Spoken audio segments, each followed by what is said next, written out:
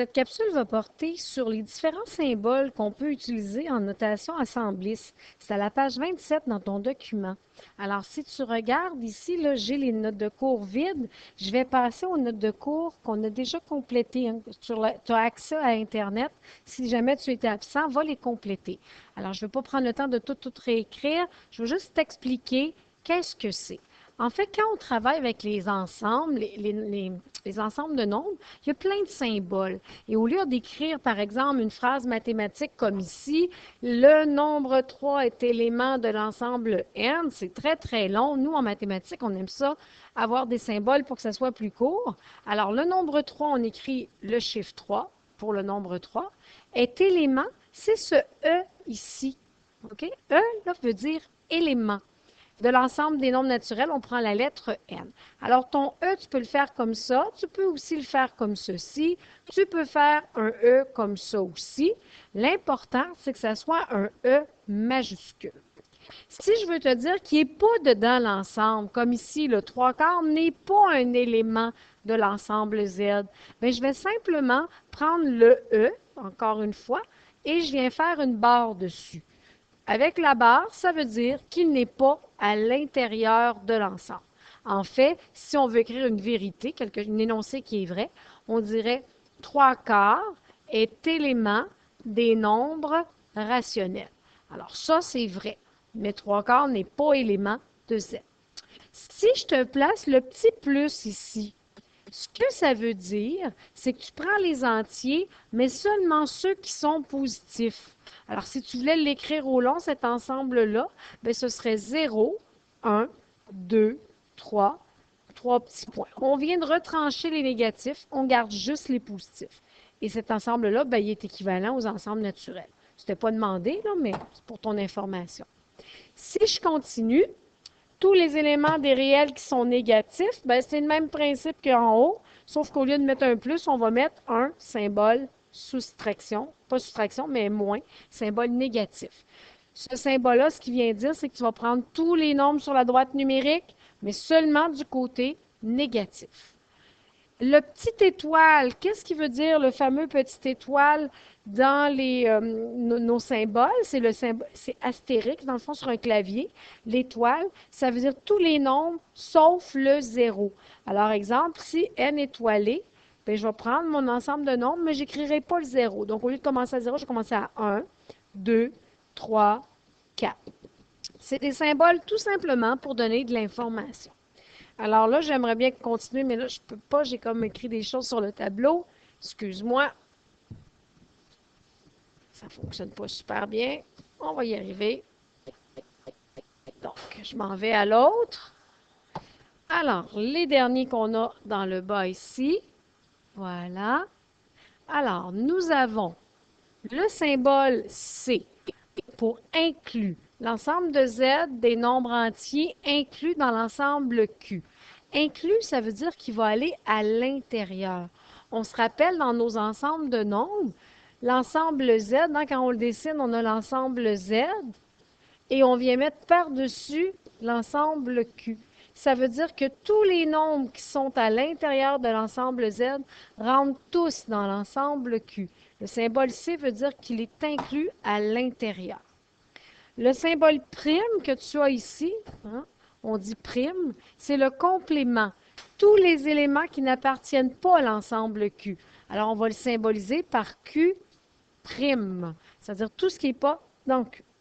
Le fer à cheval, le union, eh bien, on met ensemble tous les nombres, tous les éléments de l'ensemble Q et l'ensemble Q'.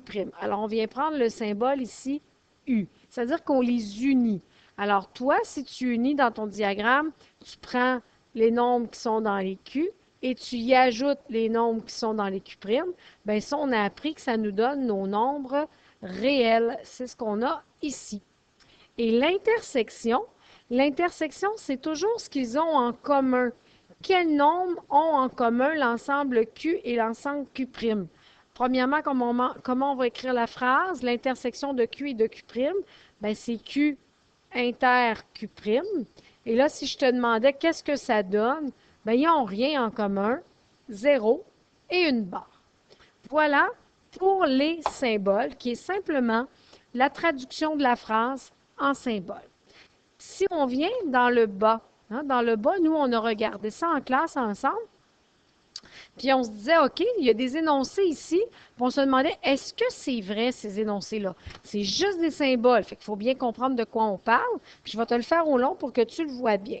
Alors, si on prend le premier, on nous parle de Z négatif. Qu'est-ce que les Z négatifs? Si je l'écris au long, l'ensemble, bien, c'est des nombres négatifs, moins 3, moins 2, moins 1, et j'arrête à 0. On se rappelle que le fameux 0, lui, il est et négatif et positif. Donc, les nombres négatifs les entiers négatifs, pardon, inter Z positif. Donc, les entiers positifs, c'est-à-dire 0, 1, 2, 3, 4, 3 petits points. Alors, je suis en train de te demander qu'est-ce qu'ils ont en commun, donc inter. Qu'est-ce qu'ils ont en commun l'ensemble des Z négatifs qui est ici et l'ensemble des Z positifs qui sont ici? Bien, quand je regarde, qu'est-ce qu'il y a de pareil? Bien, il y a simplement le 0 qui est pareil. Puis eux autres, ils étaient en train de me dire que c'était les nombres rationnels. Pas pantoute. C'est faux. Si je veux écrire une énoncé qui est vrai, je vais écrire Z négatif, inter Z positif est égal à l'ensemble, oups, j'étais à l'extérieur, à l'ensemble 0. Il y a un 0 dedans. Si je prends maintenant le numéro B, Q union Q' égale, ça veut dire ensemble vide. C'est tout à fait faux. On a appris que Q union Q', donc les entiers, pas les entiers, mais les nombres rationnels union les irrationnels, on a appris que ça donnait tous les nombres que tu connais, c'est-à-dire les nombres réels. N union R au numéro C est égal à R. Qu'est-ce que ça veut dire? Ça veut dire que quand je prends les nombres dans les naturels et que je les inclus dans les réels, est-ce que ça me donne les réels? On se rappelle avec notre diagramme qu'on avait à l'autre page, on a le N qui est à l'intérieur. Quand on le dessine, on met le N, on met le Z, on place les rationnels et on vient mettre les irrationnels à côté. Puis tout ça, ça fait nos réels. Alors, les M, ils sont dans les réels. Fait que ça ne change strictement rien quand je l'unis avec les réels. Donc, c'est tout à fait vrai. Ça va rester des réels. Donc, voilà. Ah, on va continuer pour le D. Z inter Q'. On se rappelle que les Q', ils sont tout seuls de leur côté et que le inter veut dire qu'est-ce qu'ils ont en commun. Bien, c'est faux. Ils n'ont absolument rien en commun. Ça ne donne pas Q'. Z inter Q', bien, c'est bien dommage, mais il n'y a absolument rien en commun. 0 et une barre.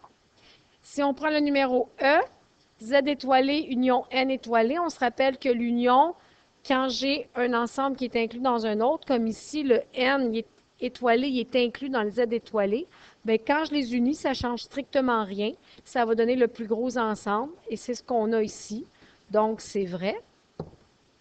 N inter R égale R, bien ça, c'est faux.